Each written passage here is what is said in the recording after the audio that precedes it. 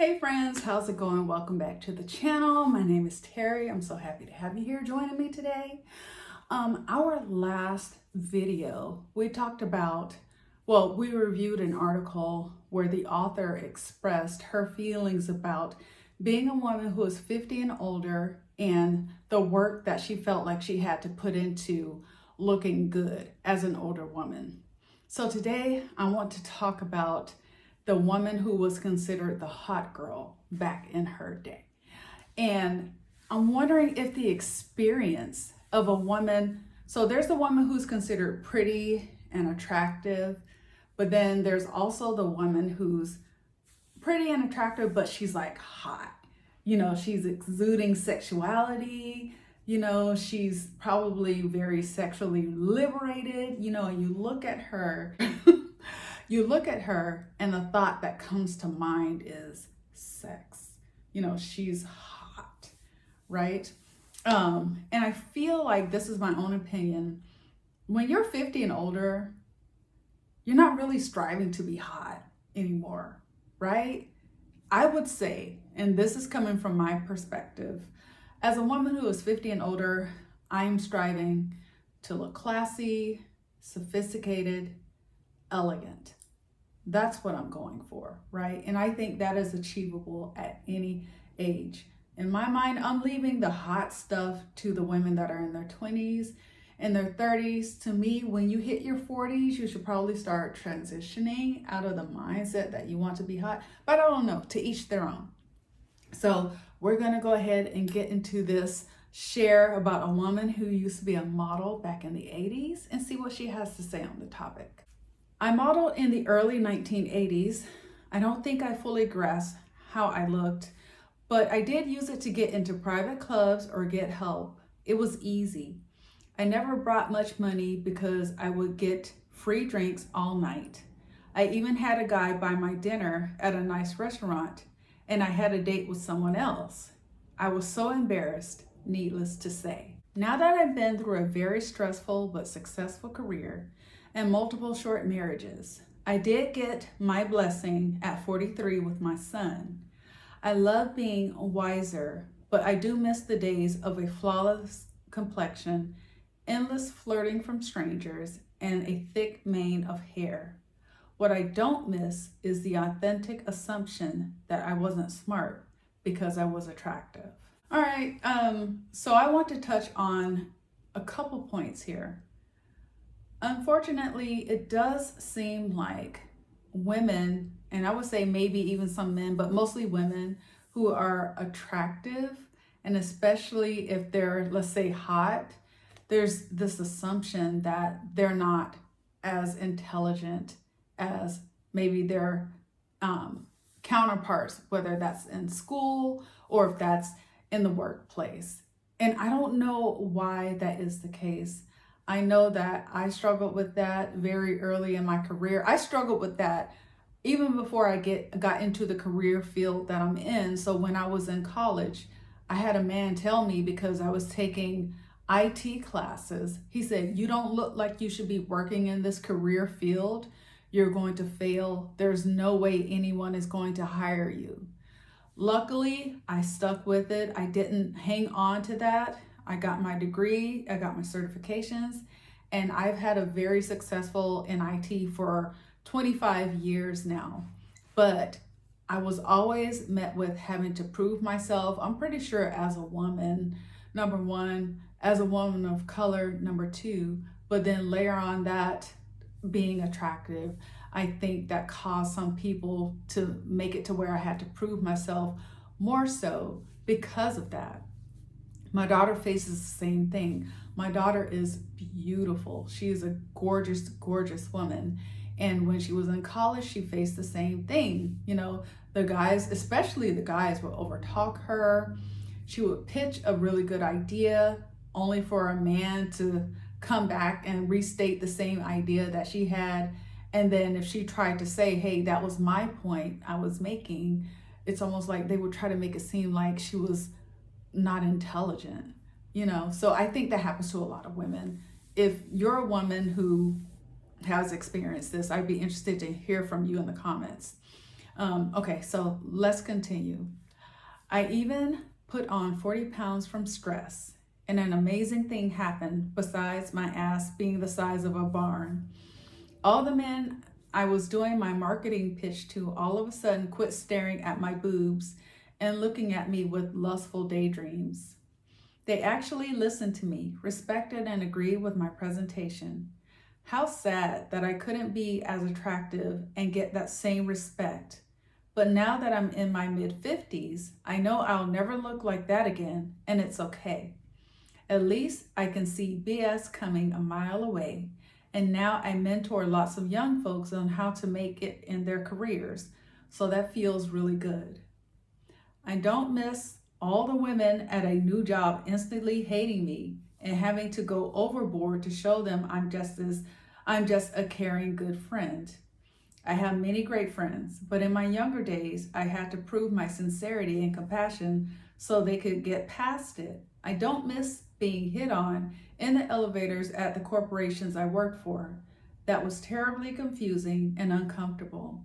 So with my little fairy tale of beauty woes, it is not easy being that pretty, especially when you're as insecure as the next person.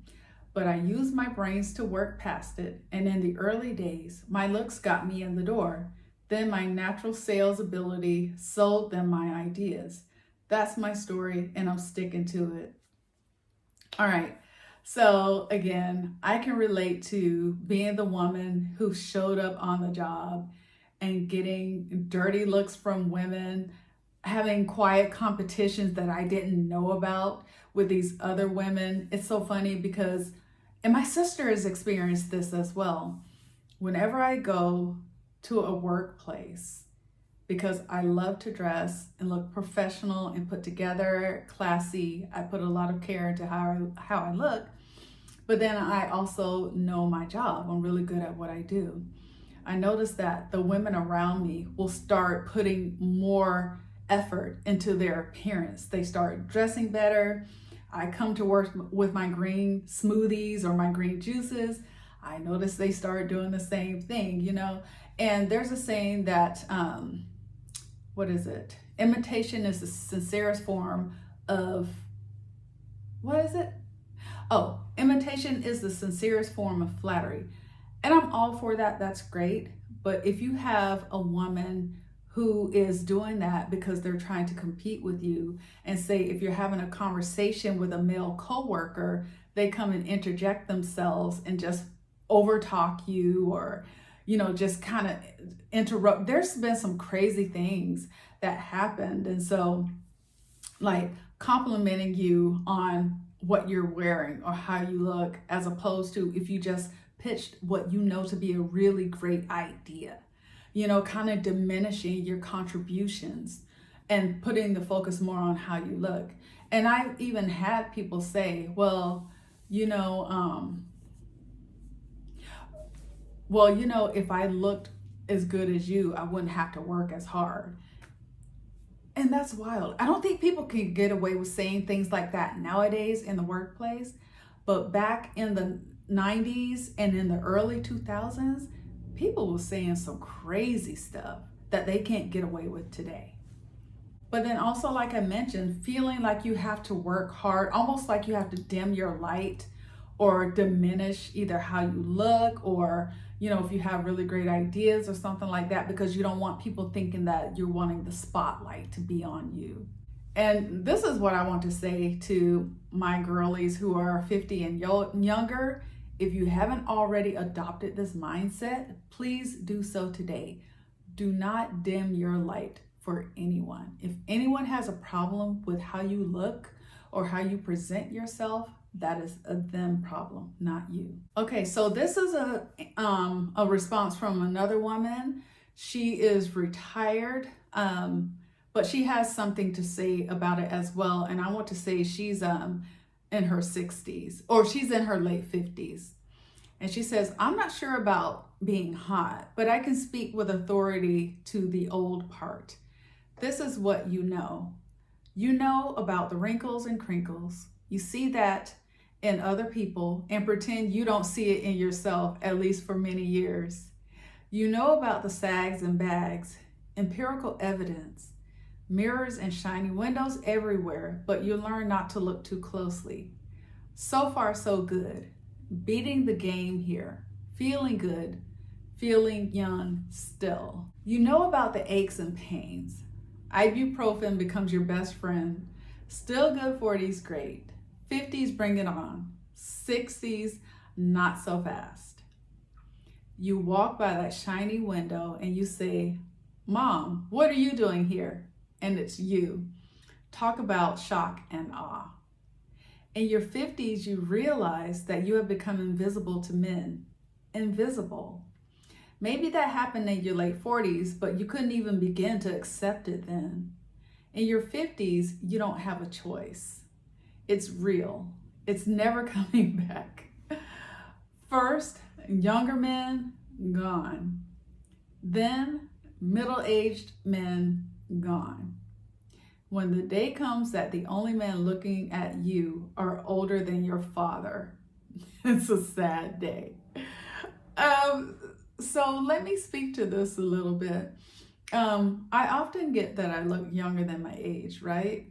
But what I will say is that I can remember being with a group of women, or even today, right? If I'm out with a group of women that are around my age, the looks and the stares and like admiring looks, I should say, are mostly directed at me.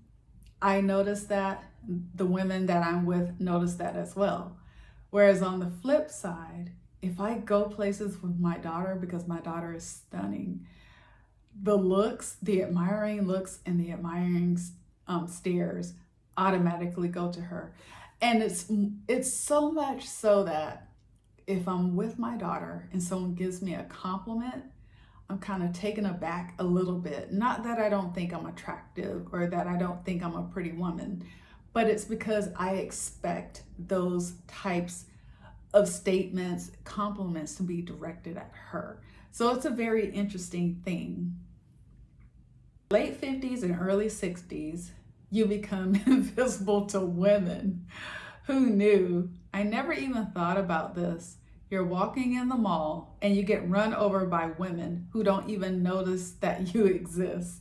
Sadder. And not just young women, all women. True story, I was at Kohl's several years ago and I had on makeup and cute jeans and a new haircut, and I thought I looked really cute. Boots. For my age. Hot. Older hot, but hot. The girl behind the register rang up my purchase and said, I've included your senior discount. I looked around. Who the hell was she talking to? She didn't ask to see my ID, and I knew to get the senior discount. And I knew to get the senior discount, you had to be at least 60. I said, that's nice, and went into the ladies' room. I looked at my receipt. I got 15% off. I said, that's nice. I wasn't invisible at Kohl's. Now I shop there a lot. All right, picking up steam and heading towards 70, you become marginalized.